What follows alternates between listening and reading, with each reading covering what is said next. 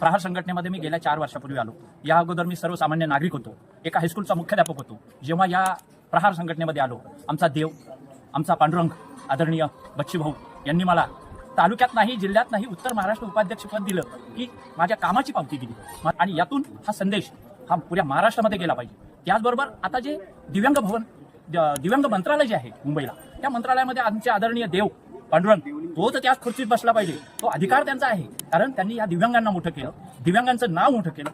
288 मध्ये असा एकही मायका लाल त्या ठिकाणी तयार झाला नाही। त्या ठिकाणी त्याच खुर्चीत कायमस्वरूपी बसावं ही आमच्या सर्व दिव्यांगांची मत आहे आणि त्या ठिकाणी आम्ही ते पद घेतल्याशिवाय राहणार नाही आणि कोणत्याही प्रकार त्याच्यात शंका नाही। कारण बच्चूभाऊंचं काम जे आहे हे आदरणीय वाखाणण्यासारखं आहे। मी माझ्यासारखा माणूस ज्यावेळेस परदेशात जातो हे दिव्यांगांच्या आशीर्वादानेच गेलेलो आहे, कारण दिव्यांगांचे आशीर्वाद हे सर्वात मोठे आहे। माझ्यासारखा सर्वसामान्य नागरिक पैसा नसतानाही 14 कंट्री युरोपमध्ये फिरून आलेला हा फक्त दिव्यांगांच्या आशीर्वादाने जाऊन आलेला आहे। म्हणून मी आदरणीय